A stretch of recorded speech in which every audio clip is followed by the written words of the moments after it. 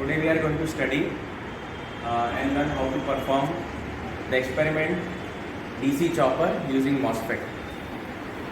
So first we will understand which are the different parts of this kit as regards the different building blocks of a conventional PE system.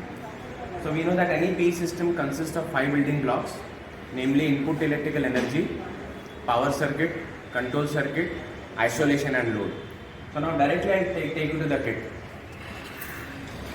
So here we can see that this is the input electrical energy.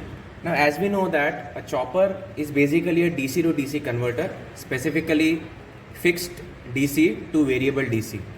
And this is a step down chopper, which means that the output voltage VLDC or VLAVG is less than or equal to the input voltage Vin, and these two are connected by duty cycle. Mathematically, VLDC at the output is equal to duty cycle times Vin.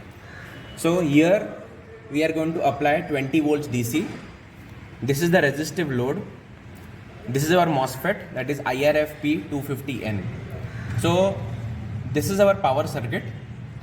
This is our control circuit, which consists of a 555 timer, and 555 timer is connected in the astable multivibrator mode, wherein we know that theoretically in this particular mode the duty cycle can never be equal to 50%. Now we see here that it may be possible that the output of the 555 timer available at pin number 3 may not be electrically sufficient in terms of voltage to drive a power MOSFET, so we are giving it a pull-up. That means the output of 555 timer is connected to a pull-up circuit, which is made up of the transistors Q1 and Q2, which happen to be NPN and PNP respectively. And the output of this pull-up circuit is then given to the gate of MOSFET. These are the two potentiometers, RA and RB, which are nothing but these RA and RB. And by rotating these two potentiometers in clockwise and anti-clockwise direction with different permutation and combinations, we are able to vary the duty cycle delta. Now theoretically, duty cycle varies from 0% to 100%, that is 0 to 1. In that sense, the output VLDC will vary from 0 to Vin. Now we will go to learn how to do the connections. So we can see here, this is our power supply, which I have set to 20 volts. So I will show you on DMM how it has been set to 20 volts.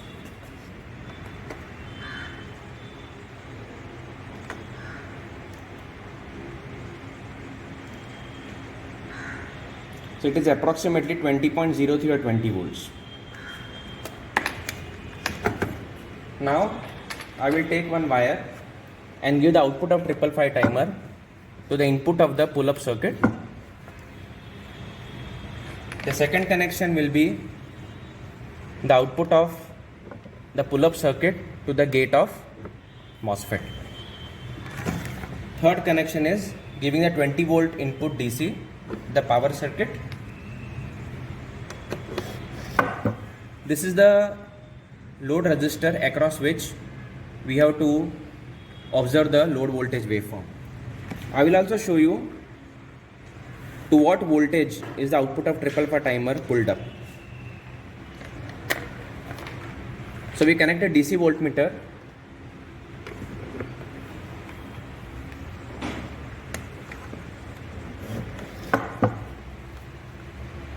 And we can see that it is pulled up to 8 volts. The output of 555 timer available at pin number 3 is nothing but output of SR flip-flop, and it being a digital circuit, the output is TTL, that is it can go up to 5 volts. We are pulling it up to 8 volts.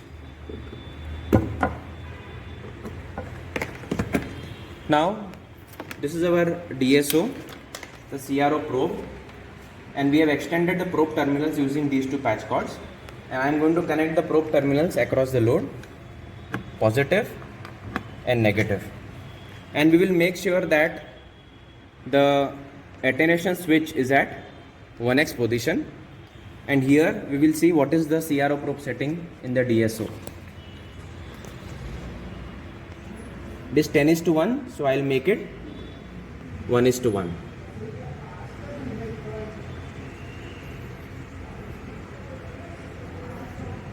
Press auto scale.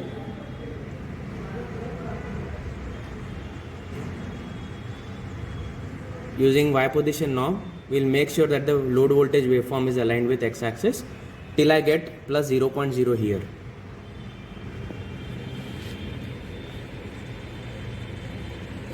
Okay.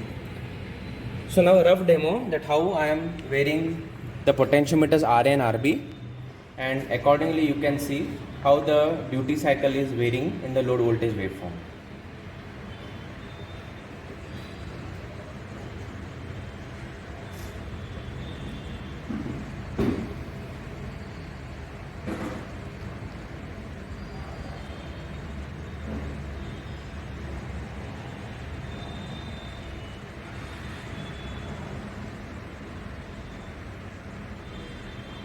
So although theoretically the duty cycle can go down up to 0% and maximum it can go to 100%, but in this the values of RA and RB, they are chosen, and because of which we are not able to get duty cycle as low as 0%, but we get about 48 to 50%.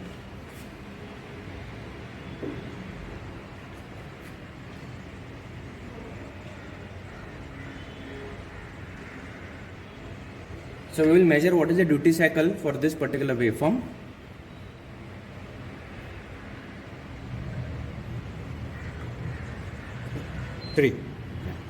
So now we will measure what is the duty cycle for these positions of R and RB.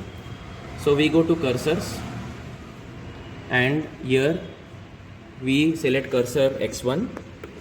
We use this knob, and I will align cursor X1 with this point. Then I will select cursor X2, and so now I have put cursors X1 and X2 spanning one cycle. That will give me del T, the time period. We can see that time period here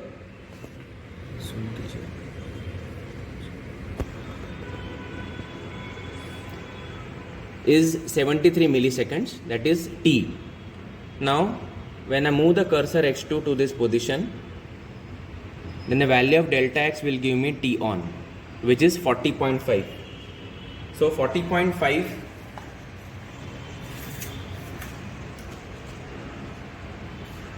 divided by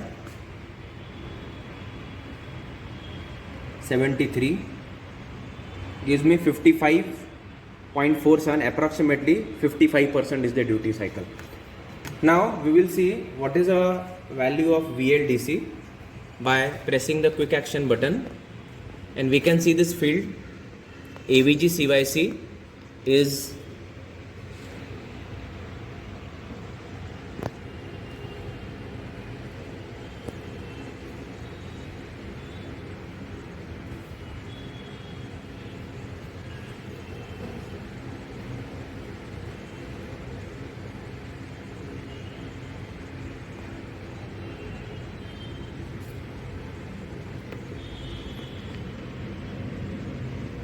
so you can see here it is 11.18 volts. So theoretically VLDC is equal to delta into Vin. So delta is equal to VLDC upon Vin. So it is 11.17 divided by 20, which is 55.85. So we see here, after measuring the value of VLDC, we are getting the duty cycle delta as 55.85, and by using cursors we got the duty cycle as 55.47, which is matching. So we will take one more reading wherein we will try to take the duty cycle towards 100%.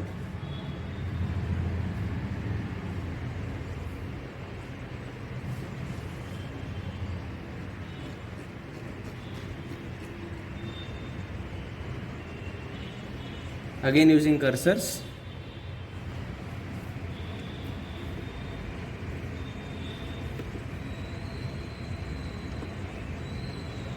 Cursor X1 at the beginning of the cycle.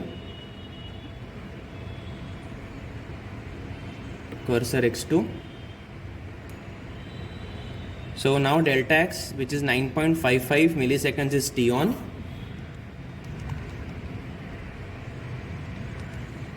And the time period t is 12.7. So 9.55 milliseconds t on divided by 12.7 milliseconds t comes out with 75.2%. 75.2%. Now we will cross check if we are getting the value of delta from the measurement also. So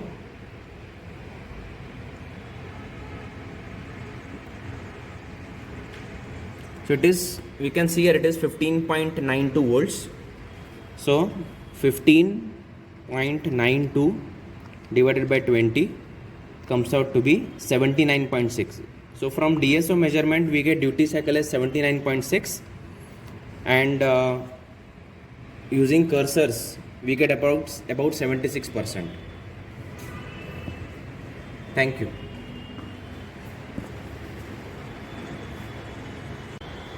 Now we will learn that for this load voltage waveform, how we can take the values of on time T on, time period capital T, duty cycle D, practical value of VLDC and theoretical value of VLDC. So from this instant to this instant there is time period, and from this instant to this instant it is T on. So already cursors x1 and x2 are in positions to measure T on. We can see here delta x is 52.6 milliseconds. We can note that. And now I move the cursor x2.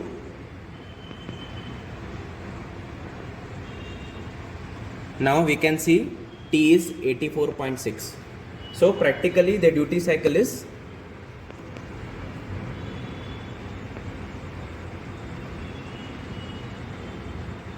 52.8 divided by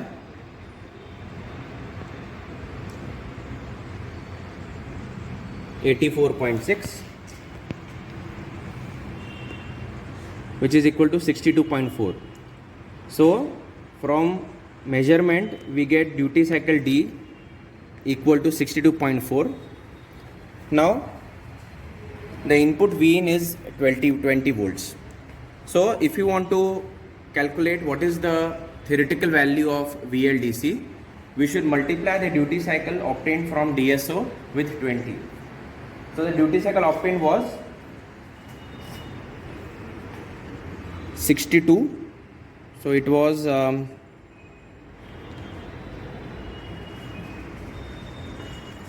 52.8 divided by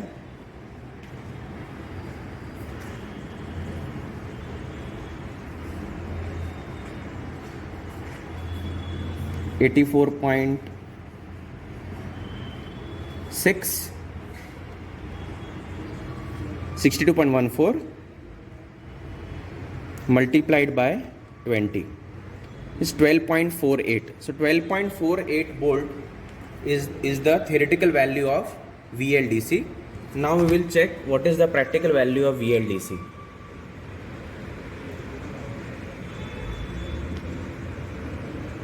Quick action, measurement,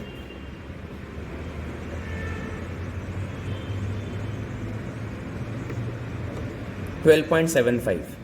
So the practical value of VLDC is 12.75 volt and the theoretical value of VLDC is 12.48 volts. Thank you.